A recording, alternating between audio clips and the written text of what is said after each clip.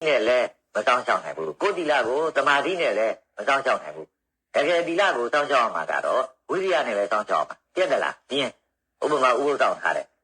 သူများရင်သွားသူများတွေကလည်းဖက်ဝိုင်းတောက်နေကြကိုလည်းပဲဥပုသ်ဆောင်လာလည်းတောက်မှုတောင်းတာတိတ်ရှိတာမှမဟုတ်တာဆိုတော့မေ့ပြီးလက်ဖက်ဝိုင်းလက်ဖက်မြည်တစ်ခုတကြောင်တော့ခတ်စားလိုက်ပြီပေါ့ခတ်စားလိုက်လို့မျိုးချတဲ့ခါကျမှဟာငါတီလာစောင့်ထားတာဗျာပေါ့ဥပုသ်တော်ကျိုးသွားပြီပေါ့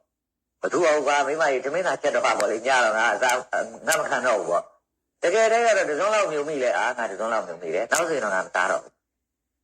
ဒါဥပဒနာပါပကနာဘာနာဒီလိုလုပ်ရမှာပေါ့ဗျာအခုတော့ဒီလိုမဟုတ်ဘူးဗျာတခါတည်းဒီလိုစောင့်နေဆိုတာကကျိုးတယ်ဆိုရင်မဲအကုန်လုံးကဖြတ်လိုက်တော့မထူးဘူးဆိုပြီးတော့ဒီလိုတော့ဖြတ်လိုက်ကြတော့တာဗျာတကယ်တော့ဒါစောင့်တာကိုလုံးလုံးမဟုတ်ဘူးလို့ဒီလိုပြောရမှာဗျာအဲ့တော့တမ္မာဝါယမနဲ့လည်းစောင့်အောင်ပါတမ္မာတတိနဲ့လည်းပဲဒီဥကျိုးဒီကိုဥတည်နေတဲ့အဘိဓါနဲ့ဒေါမနတာတွေများငါးစီရောက်နေသလားဟဲ့လို့ဆိုတာစောင့်အောင်ပါနောက်တမ္မာတမာတိနဲ့လည်းပဲဥပုပ်ကျိုးတာရဲ့အပြည့်အနာစာတွေခုနသီလပြတ်တာရဲ့အပြည့်အနာစာတွေကိုအနိစ္စဒုက္ခအနတ္တလက္ခဏာတွေတင်ပြီးတာလည်းဒီလိုတော့ကြည့်ကြရပါသူတို့ဘာလို့ဖက်လေးဝင်လာတာထိတယ်လို့သိတယ်ဝင်လေးထွက်သွားတာလည်းပဲ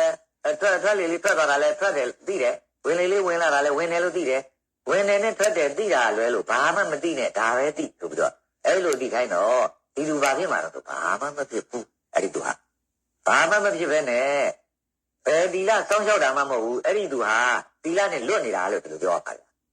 ဒီတော့ပြောတယ်ဗျာရှင်များတော့ကြားဘူးမလားမကြားဘူးလားတော့မသိပါဘူးဒီတော့မင်းကမှနေတော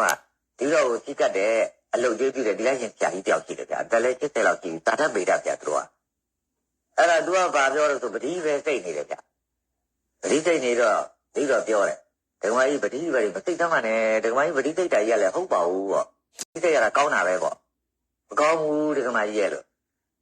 ့ဘာလို့မကောင်းတာတော့ဗျာဒကမကြီးပတိစိတ်တော့သီလမရှိဘူးလို့ဒီတော့ပြောတာပေါ့ဗျာ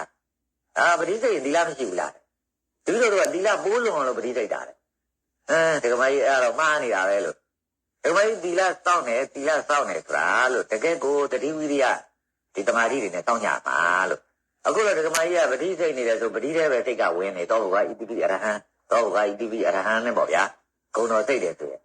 အဲ့ဒီမှာပဲသိရှိနေတာဆိုတော့ကိုယ့်ရဲ့ဘာနာတိပါဒဝေရမဏိအာရိဏဒါနဝေရမဏိနဲ့စက်လင်းလို့ပြည့်ရင်ပြင်တာမျိုးတို့ပြည့်ဖို့ဒီဥတည်နေတယ်ဆိုရင်လည်းပဲဒါကိုပဲဖြတ်တာမျိုးတို့ပြတ်တဲ့အပြည့်အနာစာတွေကိုကြည်တာမျိုးတို့ဆိုတာဒကမကြီးရှိမှမကြည်တာကြီးဆိုတော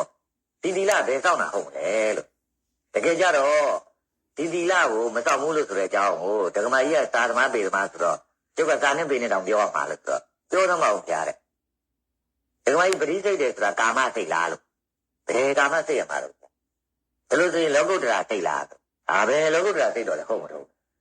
့ဒါလို့ဆိုရင်ဒကမကြီးဘာစိတ်တော့ဘာစိတ်မှမဟုတ်ဘူးလားဘာစိတ်မှမဟုတ်ဘူးတော့လည်းဘယ်ဖြစ်မတော့ပေါ့တဲ့ကြည့်နော်လို့ဒကမကြီးပရိစိတ်တာကာမစိတ်မဟုတ်ဘူးပရိစိတ်တာလောကုတ္တရာစိတ်လည်းမဟုတ်ဘူးဘာစိတ်တော့ဘာစိတ်မှမဟုတ်ဘူးလားဆိုတော့ဘာစိတ်မှမဟုတ်ဘူးတော့လည်းဘယ်ဟုတ်ပါမလို့ဆိုတော့ဒကမကြီးဒါယူပစိတ်လားအာယူပစိတ်လားဒါတခုတော့လို့ဟောဒီတော့လက်ခံရတာပေါ့ဗျာကာမစိတ်မဟုတ်တာလည်းသူပြောပြီလောကုတ္တရာစိတ်မဟုတ်တာလည်းပြောပြီဆိုတော့စိတ်ရှိတာမှကာမရဲ့ယူပရဲ့အာယူပရဲ့လောကုတ္တရာရဲ့ရှိတာဆိုတော့ကာမလည်းမဟုတ်ဘူးလောကုတ္တရာလည်းမဟုတ်ဘူးဆိုတော့ယူပနဲ့အာယူပတော့ဖြစ်ပြီဒါတော့မစိတ်တော့ဘူးတော့လေစိတ်ထားပြီးမပြောတော့အဲကောင်းပြီဒကမကြီးတို့စင်းတော့မဲကုတ်သိကြလို့ဒါဒကမကြီးအာယူပရဲ့ဖြစ်ဖြစ်အာယူပဖြစ်ဖြစ်ထားလိုက်တော့မဲကုတ်သိအဲ့ဒီမဲကုတ်သိကိုစေတသိက်ဘယ်နှခုရှင်းတော့သူကပြောတယ်မဲကုတ်သိကစေတသိက်ဘယ်နှပါရှင်းနိုင်တော့ရလို့ဆိုတော့35ပါးအများဆုံးရှင်းနိုင်တာပဲပေါ့သူကစာလဲချနေတာဆိုတော့ကျွမ်းနေကြအဲ့ဒါ35ပါးဘာတွေတော့ဒကမကြီးရဲ့လို့ဆိုတော့အညသမန်းစိတ်ကဒါအကုန်ပေါ့သောဗနစိတ်က25ပါးရှိတာတဲ့ကဝိရတိစေတသိက်3ပါးကျင့်ပြီးတကလားဒါ22ပါးပေါ့35ပါးပေါ့တူတူပါဟုတ်ပြီလို့မဲကုတ်စိတ်က35ပါးပဲဖြစ်တော့မရှင်းတာကသောဗနရာတိတဲ့ကဝိရတိစေတသိက်3ပါးဖြစ်ဘူးလို့အဲ့ဒီဝိရတိစေတသိက်3ပါးဆိုတာလို့ဒကမကြီးဘာတွေတော့လို့လုံသမ်းမအောင်လို့ဆိုတော့တမ္မာဝါစာဖျားတဲ့တခုကတမ္မာကမ္မန္တဖျား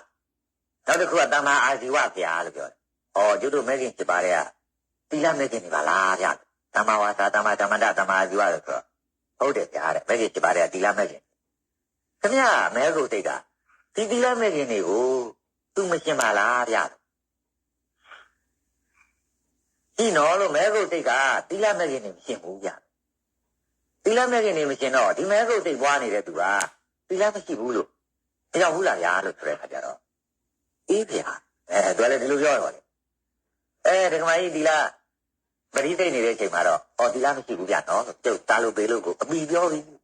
သီလမရှိဘူးလို့ဘာလို့လဲဆိုတော့ပရိသိတ်တာကကာမစိတ်မဟုတ်ဘူးလောကုတ္တရာစိတ်မဟုတ်ဘူးဒီတော့ကာမနဲ့လောကုတ္တရာမဟုတ်ဘူးဆိုမဲကုတ်စိတ်အဲ့ဒီမဲကုတ်စိတ်ဖြစ်နေတဲ့အချိန်မှာဆိုရင်တော့ဝိရဒိစိတ်တွေသုံးပါမကျင်ဝိရဒိစိတ်တွေသုံးပါလည်းသီလမဲ့ခင်နေသီလမဲ့ခင်မဝင်ပရိသိတ်နေတဲ့သီလမဲ့ခင်မဝင်တဲ့အတွက်သီလမရှိဘူးလို့ပြောရတယ်အဲ့လိုသီလမရှိတာဖြစ်တဲ့အတွက်ဒကမကြီးပရိသိတ်နေလို့တော့ပြင်သီလမလုံးကြုံဘူးသီလမတိုးတက်ဘူးဒကမကြီးက9နှစ်သမီးလောက်တည်းကသီလရှင်ဘဝရောက်တာလို့ပြောတယ်လို့အခုအသက်80ရှိနေပြီ85နှစ်ရှိပြီလားသီလရှင်ပေါင်းမှာအခုဒီသီလယူနေရတော့ကြည့်ရတယ်ဘာလို့သီလယူနေရဆိုသီလမမြဲသေးဘူးလေဘာလို့မမြဲရအောင်ဆိုပရိသိတ်နေလို့ပြလို့ဒီကသူသေးသေးချာချာပြောတဲ့အခါကျတော့ဘုညာတဲ့ပြောတတ်တယ်ကတိတတ်တယ်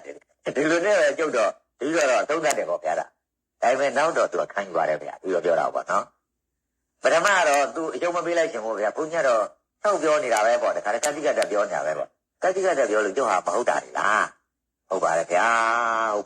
နဲ့တခါတည်းဒီတော့လည်းရှစ်ခိုးပြီးတော့လည်းသူဒီလိုပဲပြောတယ်လေးထိုက်ကြည့်တယ်ပေါ့ဗျာသူလိုတာကတော့ဒီလိုအဲ့ဒါမသိဘူးဗျာကဲတွဲလို့လေးရှိဘူးတရားစခန်းနေမှာပေါ့ဗျာနော်အဲ့လိုအများပြားပါပဲဒီတွဲလို့လေးရှိတာတယ်မကပဲနဲ့လည်းပဲအမျိုးမျိုးပြကြတဲ့တရားစခန်းတွေလည်းရှိမှာပေါ့အဲ့ဒီတရားစခန်းတွေကဘာမှမယူခဲ့နဲ့ဘာမှမလာခင်နဲ့ဒီကပြောတဲ့အတိုင်းသာလုပ်ခိုင်းတဲ့အတိုင်းသာလုပ်နေသူတို့ကဒီလိုပြောပြီးလို့ဆိုတဲ့အခါကျလုံးဝသီလအစပြုမှာအာရိကလျာဏဖြစ်တယ်လို့ဆိုပြီးကြလားပြောပေမဲ့ဒီကယူလာပဲရှိတယ်ယူပြီးတော့မတော့ဘူးသူ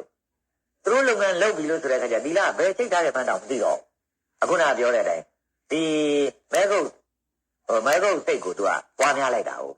ဒီမဲကုတ်စိတ်ပွားများလိုက်တဲ့အခါကျတော့သီလလုံးဝသူတို့နာကိုတီးလို့တော့မရတော့ဘူးပေါ့ဒါကြောင့်မို့လို့အဲ့လိုပွားတဲ့အတွက်သီလကိုဘာမှမသိပါဘူးသီလလည်းမရှိပါဘူးမရှိတာဖြစ်တဲ့အတွက်လည်းဘယ်တော့မှဒါလည်းပညာမဝင်ပါဘူးလို့သူကဒီလိုပြောရမှာပေါ့ဗျာဒါအဲ့တော့သူတို့ကတော့ဖြင့်သီလကိုဒါဒီလိုပွားတယ်ဆိုတာဟာတကယ်သီလကိုတောင့်တယ်ဆိုတာဟာခုနလိုတမာတိတခန်းကိုဝင်ပြီးတော့ဖြင့်သီလဟာမတောင့်ပါဘူးပေါ့သီလလည်းပဲမရှိပါဘူးလို့ဒီလိုပြောရမှာပေါ့ဗျာနော်အဲ့တော့သီလနဲ့ဖြည့်ကြောရမယ်ပညာကိုသီလနဲ့ဒါဖြစ်စီရမယ်ပေါ့နော်တခါပညာကိုလည်းပဲသီလနဲ့ဖြည့်ကြောတယ်လို့သီလကိုလည်းပဲပညာနဲ့ဖြည့်ကြောရမယ်လို့ဆိုတော့ဒီလိုဆိုကြပါစို့ဗျာဘာမှမသိသေးတဲ့ဒါအကောင်းလားလည်းမသိဒါမကောင်းလားလည်းမသိဒါလောက်အပ်တာလားလည်းမသိဒါမလောက်အပ်တာလားလည်းမသိဖြစ်နေတဲ့အချိန်မှာတော့သူများတွေကနေပြီးတော့အသိပညာပေးကြမှာပေါ့ဟာဒါမလောက်ကောင်းဘူးဟာဒါလောက်ရင်တော့မင်းဘယ်လိုဖြစ်မှာပေါ့ဟာချင်းလဲနေရမှာပေါ့ဒါလောက်တဲ့အတွက်အကျိုးများနည်းမှာလားဟာဒါလောက်တဲ့အတွက်အကျိုးများမှာလားဟာလို့အဲ့လိုမျိုးလို့ချင်းတဲ့လူကလည်းပဲဒီလိုသင်တော့ဒီသီလတော့ဒါတောင်းချောင်းရမှာပဲသူဒီလိုမျိုးလို့ပညာကြောင့်သီလဖြစ်ပုံပေါ့ဗျာကြာဘူးနာဝဘုဒ္ဓတပညာကြောင့်သီလဆောက်ပြီလေအဲ့ဒီသီလလေးကိုတောင်း66နဲ့အခုနပြောသလိုပွားပြီလို့ဆိုရင်တော့ဒီသီလပွားတဲ့အတွက်နောက်ဆုံးပြီခုနပြောတဲ့အတိုင်းပဲသီလကိုဝိရိယနဲ့ပွားမယ်သီလကိုတတိနဲ့ပွားမယ်သီလကိုသမာဓိနဲ့ပွားမယ်အဲ့ဒါလိုပွားလို့ဇံဝင်သွားလို့အဘိညာဉ်ပေါက်ရင်တော့နောက်ဆုံးပြီတော့ပညာတိရောက်တာလို့ဆိုတော့ဒါသီလနဲ့ပညာကိုဖြေကြောလိုက်လို့ပညာတကယ်တန့်စင်တဲ့အသိပညာတိရောက်အဲ့တန့်စင်တဲ့အသိပညာတိရောက်အောင်လည်းပဲသီလနဲ့ဖြေကြောအဖြစ်ပြီးလို့ဆိုရင်တော့လည်းပဲနောက်ဘယ်တော့မှပြတ်တော့အဲ့လိုဆိုရင်တော့ तू ကတကယ်ကိုပြီးပြင်းသီလနဲ့စက်လင်းလို့အကုန်သိပြီလို့ဆိုတော့သီလအဆောင်လွတ်သွားပြီလို့ပြောရမှာပေါ့ဗျာဘာလို့လဲဆိုတော့ तू ကစောင့်ပြီးသွားပြီပေါ့ဟုတ်လားစောင့်ပြီးသွားပြီဆိုတာသီလလုံခြုံရဖြစ်နေပြီဆိုတော့ဝိဘက်ဖြစ်သွားပြီသီလနဲ့စက်လင်းလို့ပြန်သူ့အနေနဲ့တကယ်ကိုကံအနေနဲ့ဟောက်တည်နေရတာမဟုတ်တော့ဘူးလို့ဆိုတဲ့အားမျိုးပေါ့ဗျာအဲ့လိုမျိုးလို့သီလနဲ့ပညာကိုသိကြောတယ်လို့